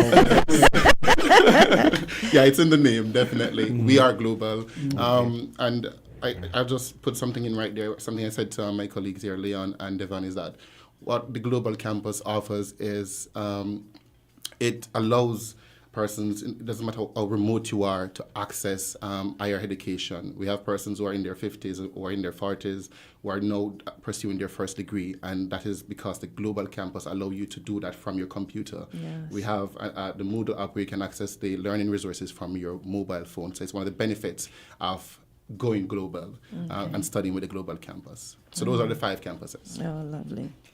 So are you gentlemen at liberty? We know that the competition it starts tomorrow and it ends on March the 1st. Are you at liberty to discuss any of the topics or what we can expect? Of course. Okay. Principal Harris? No. Norris? Okay. Delegating, folks. They are delegating. He's also the lead debater for the Global campus. Oh, nice. So the Global campus must win. Well, That's the big side. The All right. president doesn't want us to leave with anything but the first place trophy. So Oh, okay. Good the stuff. pressure is Good on. stuff. Yes. So the competition will take 2 phases per se. Okay. Apart from the opening and closing ceremony, which happens on Thursday and on Friday, the 29th and the 1st. The topics that we'll be addressing looks at, the first one is the Caribbean is facing an existential threat from climate change, and urgent action is needed to mitigate its effect. We have the campuses were assigned, who is going to go against that topic and who is going to support it. Okay. I won't disclose that just yet. No. We don't need all of that. Right. So the second topic is, the CSME, the Caribbean Single Market, and is essential for economic development of the Caribbean. Member states must deepen their integration to reap the full benefits of the CSME. Again, we have campuses who will go support the topic and those that will provide argument that opposes it. Okay. And then round 3 is the United States is a benevolent actor in the Caribbean, and it presents its beneficial to the, and it presents its presence, is beneficial to the region. So that's the third topic. So those 3 topics will be covered on the first day. And then we'll have, so from those 3 competitions, we'll have the top 2 teams that will go to the playoffs on the first day. So and that we classify as the champion round. Okay. Now for the championship round, the topic that they will be debating is the free movement of people within CARICOM, as currently implemented, hinders more than it helps regional development. Again, these are just general topics that we would have been provided to the teams, and then the teams would have, source general arguments to support and go against it, and then on the day, it's to help in preparation. So what I love about debates is that we're looking at topics that are dealing with issues affecting the region now, and these are general issues, not just one issue affecting particular islands, but regional economic development and how the region address these issues. Let me ask a question. I mean, I don't know if it's coincidental or are you guys happening to have the debates along with the Leeward Islands debating competition, or is it just coincidence that happens to be just coincidence? Okay, because I was because they have their start tomorrow too. Tomorrow as well. Yeah. Interesting. Okay, so where are yours going to be? Where are your debates going to be held? Are they going to be at the Carty Azard? So we're inviting the public to come out and see what UE has to offer. These are the best students that UE has to offer at the postgraduate level. Okay. So we're inviting the public to come out and see what a true argument looks like. Ooh! Are we trying some shade there, Mr. Harris? And one of the things I like about the topics is that they're timely, as Norris indicated. These are topics that are currently affecting the region. You are correct. And so it's good insight as to what governments can do as it relates to such topics. So it would be great if people can actually tune in to listen. Okay. Are you... Go ahead, Jamsa. No, I was going to say they're going to be streamed as well. So because is it? I don't think so. No. But we can try to make arrangements to have it being live streamed on the Global Campus Postgrad Association Instagram and Facebook page. Are you inviting the ministers concerned with these topics that you, ladies and gentlemen, will debate about? Well, we invited the Minister and Permanent Secretary. And the Permanent Secretary and the Minister of Education. Okay, good stuff. You said it's at Koi Resort, but you didn't give us a time. 1 p.m. So it starts at 1 p.m. 1 to 4:30 should be the opening and the first round, the first 3 rounds that is. And on Friday, the championship rounds begins at 1:00 p.m. as well. And it's all at Koi? Oh, yeah. All at Koi. Okay, good stuff. Oh, so it sounds like you guys may be able to pull this off without clashing with the Leeward Islands debates, because I think those are like later in the day, right? Yeah, at the Royal St. Kitts. Yeah, and they're at the Royal St. Kitts, so, okay. Maybe we can peep over after. I love it. So I want to ask, I know Mr. Dawson, he said there was a break in the debates, but in what particular year did these debates start?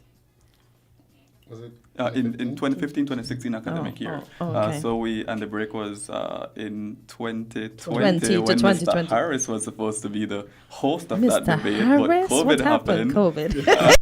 COVID. Actually, no. It wasn't you? Mona was supposed to be hosting because I hosted the year before. prior. Okay. Yeah. Oh, so it moves around the Caribbean. It moves around the campuses. Okay. The campuses. Okay. The campuses. Right. Yeah. So next time it will be in. Next time it's Mona, because Chops. So it's back to Jamaica. Back to Jamaica. Okay. Okay. And then so forth and so forth. Yes. Mm-hmm. Okay. So how many persons will be debating? So we have 5 campuses for the UA. However, only 3 will be debating, which is Mona Campus, MAPS, KFL Campus, CHAPS, and Global Campus, GCAPS. Unfortunately, St. Augustine wasn't able to participate this year around.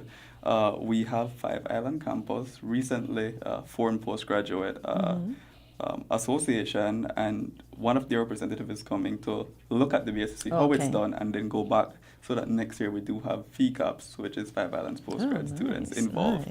But each team has, I think, 2 debaters. Yeah, each team has 3 debaters, a coach, and their postgrad president. Okay, so each team is made up of 5. Of 5, that's correct. Good stuff. Now, question for you. Now, we have now we all know who Mr. Harris is. Yes. He's a very, very popular local primary school principal. So what do you guys do? I live in Canada at the moment. A youth outreach coordinator with the Métis Nation of Ontario. So the Métis Nation of Ontario is an indigenous potential government organization. The bill is before the government right now. So once that is passed, then they will be officially the organization that represents Métis citizens in Ontario, Canada. Okay. Yeah. Oh, the Métis natives. M-E-T-I. Yes, right? M-E-T-I-s. Yeah. Okay. You know Yeah. stuff, T-I-S. He knows plenty. He has a wealth of knowledge over there. Right. And Mr. Dawson? Well, I'm currently pursuing my master's degree in public sector management. Okay. Full-time, I have 2 jobs. I work for the government of Belize as the good governance officer in charge of anti-corruption and promoting good governance across the entire government. I'm also a policy analyst consultant for the Global Financial Integrity, which is a think tank based in Washington, D.C. that currently has an ongoing project in Belize, and it's mainly looking at illicit financial flows. So my work is mainly in anti-corruption and stuff like that. I'm also an active youth leader. I love politics, not the forefront, but like the planning and stuff like that. Yeah. And active student leader. I've been a part of the Guild of Students since 2018, and I've served as PR. We are public relations officer together. I've served as Guild Vice President, Guild President, and now Postgrad President. But this is my last year serving the Guild of Students. So that's what the Belize accent sounds like. Yes, because he has 2. You're Jamaican. No, you're because I'm hearing. I just came from a class with somebody from Belize, and I'm hearing it all the time, and I'm like, is he Jamaican? Is he from Belize? Yes, it's always because thanks for that. They always throw me for a loop. Every time I hear Belizeans, I'm like, what? I was like, what is that? I thought first I was like, oh, he's Trinidadian. No, not at all. So I was there racking my head as well. Which one is it? So, because I heard you went to St. Augustine. Okay, so I was wondering so I was like, you have a little Trinidad. What accent is that? So you guys must be wondering, where do we get the time to do all of this? Yes, including your heavy. I think that's one of the good things about pursuing studies. It opens the possibility to a lot of things, and it also teaches you how to manage your time. Good stuff. And I think that is one of the important things that we need to walk away with here. And also networking, because if it wasn't for networking, I wouldn't have Mr. Harris here in St. Kitts to support the Global Campus in pulling off this postgrad debates. Because I'm in Belize, there's only so much I can do from outside of the country, but Mr. Harris here on the ground has been gracious and very helpful in supporting our efforts. Which campus did you attend? I'm at Global Campus. You're formerly Global. Open Campus. Okay, Global Campus as well. Global Campus as well. Okay, so okay. If I may, I just want to say for persons who are listening, especially if you are thinking about pursuing tertiary studies with the Global Campus, of course. But overall, it doesn't matter what university you're attending. I will advise students or potential students get into student leadership. Where I am now, the network, the connections that we have, the experience that we have garnered being in student leadership is second to none. And what I'll say is within the UE, when you're in student leadership, you get the respect, you get the forum. They allow you to lead, they allow you to represent the students that you're representing in these sessions. So you're not just a figurehead in these sessions, you're given the opportunity to grow and that is an experience. You don't get the full student experience when you're attending university unless you're doing extracurricular activities, especially in student leadership. So that's something that I'll definitely encourage. You benefit, like the benefit you get from it.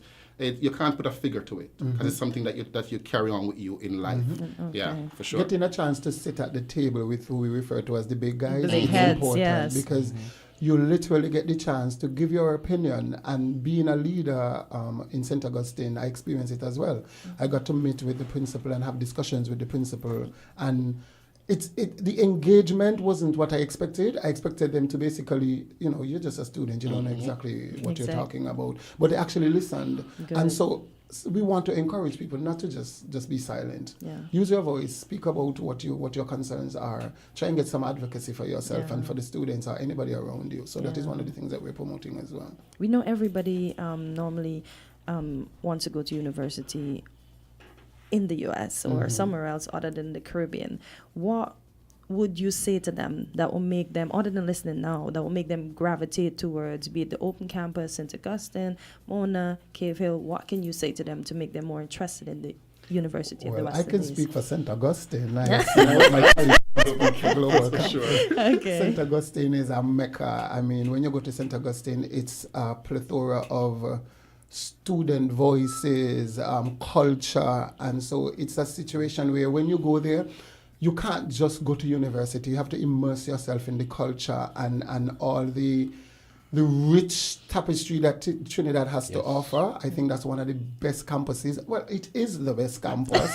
You went there? From experience. If you do say so yourself. I know. So I give my colleagues the opportunity to promote their campus. So I'm glad you asked that question, and I think why I'm super happy is because when living in Jamaica, and then I moved to the Cayman Islands, because I've moved around in the Caribbean a bit.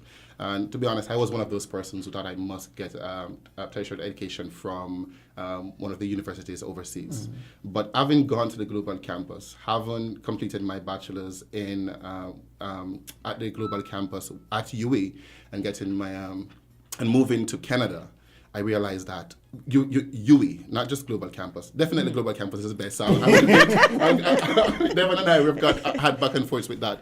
But UE, what UE represents, and you put the UE, the University of the West Indies, against any other university in the world, and we're right there. Yeah, our own. When I moved to Canada and I started applying for jobs, I carried the same weight. The UE carried the same weight as any university in Canada, in the UK, in America. So what I'll say to students, to persons in the Caribbean, if you're thinking about furthering your studies, consider the UE.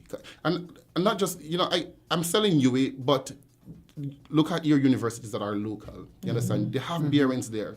And then when you're furthering it, definitely the UE. Remember, UE is number one in the region. I think we're in the top 1.5% in the North Americans, right? No, in the world. In the world, exactly. So we're right there. We're Yeah. right there. You understand? So UE is the best, and it's affordable. It's affordable. That's true. And Kay, I'm glad you asked that question because the question I had before you asked, he just answered the question because I was planning to ask before you asked. I was going to ask him what it's like when you move to Canada. Yes, you with your degree, graduate and how they react to. Carries the same weight. Carries, and That's I'm great. That's good to know. really happy you asked that question because for somebody living in North America, one person's in the Caribbean who are thinking about their studies. Consider the UE because we carry the same weight. You don't have to worry about it's just a regional university. It's not. It's one of the number one university in the world. I mean, how could they not when they're the beneficiaries of our brain drain, right? Exactly. When you think about True. it, right? Exactly. No, Exactly. good point. So why the global campus is the best, and I want to drop that in is.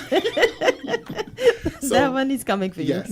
Remember, you can study from anywhere. Once you have internet access. Even if you don't have consistent internet access, you download the learning resources and you can access that information anywhere on the go. Not just that is the global campus, as when Mona, Caville, and the other campuses, they're in one location. We are right across the Caribbean. Yes. The world. The world. Global. Yes, we're once global, but we're once open, but we're now global, so we're across yes. the world. So when you think about, regional integration, diversity, connecting with your peers from all over the Caribbean, all over the world, actually, Yes. the global campus presents that opportunity. And it doesn't matter where you are in your career, it doesn't matter what age group you fit in. Once you meet a certain criteria, you can study with the global campus. And we have the best student leaders at the global campus. I beg to differ. And if I could just add there, I won't speak from the global campus perspective, but rather the UA. Because we have this motto of being one UA, one GIL. And I can say I've been to all 5 campuses, and each offers a unique experience. Similar programs, but a very unique experience.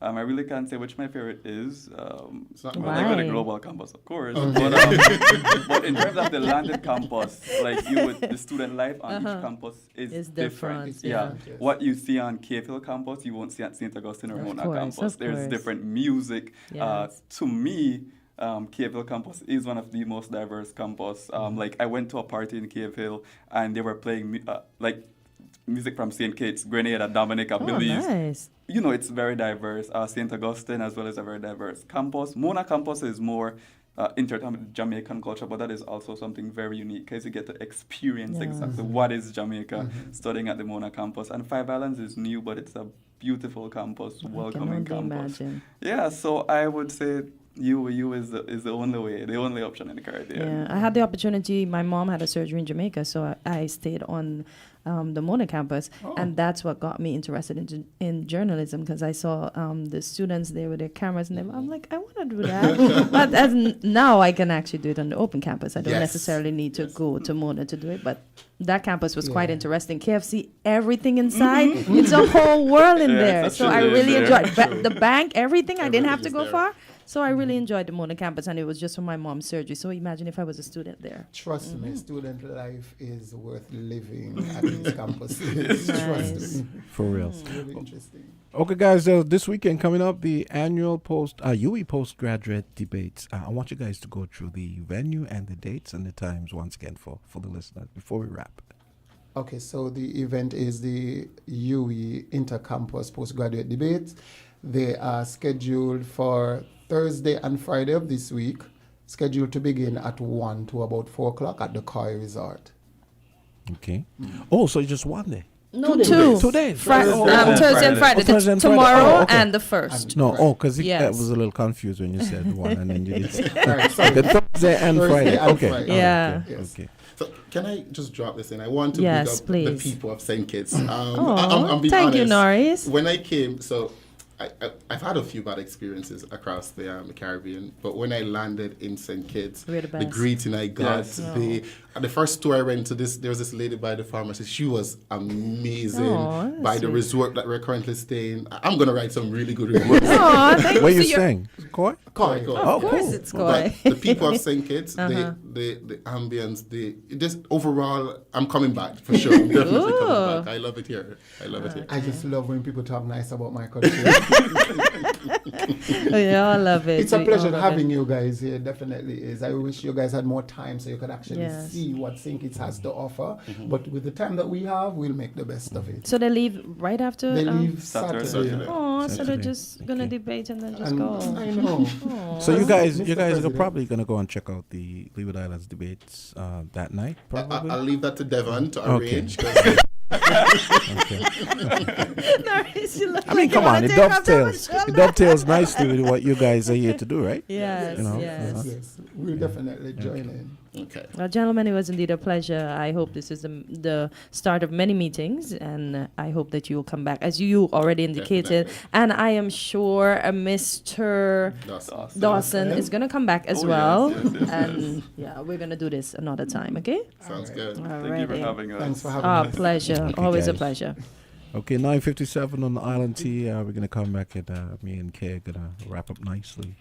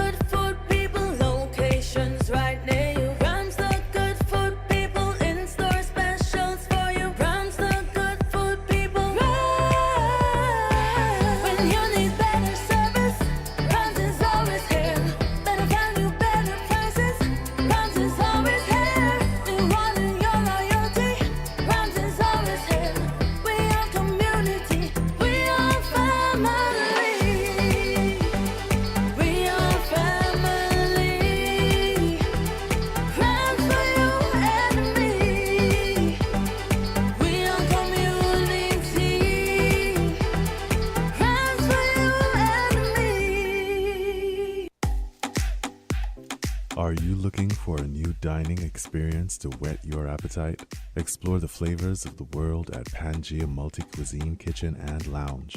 Our menu features Latin, Chinese, Mexican, and Indian cuisine with a local twist. The cozy and elegant ambiance provides the perfect backdrop for an unforgettable dining experience. Whether you're in the mood for a romantic night out, a family dinner, or a business lunch, our restaurant is the perfect place to discover new tastes and enjoy a delicious meal. Book your table at Pangea Multi-Cuisine Kitchen and Lounge today by calling us at 465-9100 or visit our website at ktcsvdm.com and our Facebook page at Pangea by KTCS Limited. We are located in the heart of Port Sante Bastille St. Kitts. Come and explore the flavors of the world.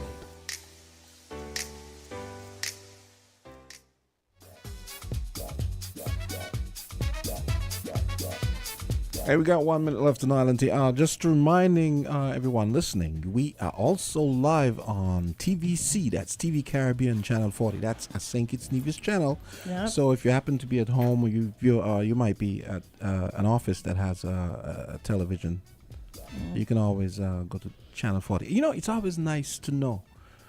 You know, it's funny. I think we really take where we live for granted. We do. It's always nice to hear. I mean, you heard him say he came in and he was so blown away by it. And I'm happy to hear that he got excellent customer service, because that's what we should stand for. We are no longer in the sugarcane era. We have turned everything to tourism, so we have to have an excellent service to keep people coming back. We got to keep that on point. I know. So I was so happy to hear that, because, you know, even as a local living here, sometimes the customer service is just rough. Yeah. Very rough. And you know what I was thinking? I couldn't help thinking about, you know, when you go to Koi, you go driving on that dirt road, right? I mean, imagine, okay, it's a dirt road. Okay, that's fine. But he's blown away. So imagine when they really get that road, get that road paved. When last have you driven to Koi? Where do you drive to get to Koi, sir? That has a nice road. When is the last time you've been over there? Maybe a month, 6 weeks. Where did you, which road did you take? I usually take the Connery side. No, okay. We come up. You're taking the wrong road, because even if we go from either side, we have some nice. What happens? I have a friend over there, so usually when I go over there, I drive. You take the that Connery road. side. Oh, okay. But I do need to pave that part of the road, though. I think. Okay, that part of the road. Yeah, but you're right. When you take the Frigate Bay route, even the Frigate Bay and the Connery route, when you come in from that street and you get down, it's nice paved road, even through the projects before you get to I shouldn't say the projects, but the houses that are built in like a project style before you get to Koi. Yeah, but it's very nice. And the guys also, Mario wanted me to mention that our very own Azard will be one of the judges at the competition. Oh, okay. Okay, so AZ is judging. Okay. All right, so let's I hear our phone lines ringing. No, that was my phone ringing. Your office phone. So my office phone, my cell phone. But you make it sound like an office phone. That's why I say your office phone. That sound cuts through most noises. Like no matter what kind of noises happen. When you're using like chimes and stuff. I mean, when you're playing music loudly and people. Believe it or not, I had to change my ringtone because I heard my neighbors. We live that close, so I heard my neighbors and I had to change mine so I don't get confused. With when his is ringing and when mine's ringing. Yes. So I get you. It's like yesterday I was walking down and this guy on the other side of the road by the bus terminal, his phone was ringing. And then I was like, is that my phone or is that? And then it turns out it was the guy's phone because he has the same ringtone as you? Yes. Oh boy. So there is he thinking that he has a unique tone, but he doesn't know somebody else has the same ideologies or ideas as him. Yeah. And then he pulled out his phone and answered his phone. I said, oh, so it's his phone. And then I thought I was the only person using that old style ringtone. Somebody got the idea as you as well. Yeah. Okay. So it was nice. It was definitely nice. Oh my God. This has probably been my best day since I've been back. Yes, audience, it has been my best day since I've been back. I'm going to say it loud and I'll be proud of it. Yes. So I'll see you tomorrow. Alrighty. And you have a great day. All you right? too. All right. Bye. Okay, folks, that's it for Island Tea.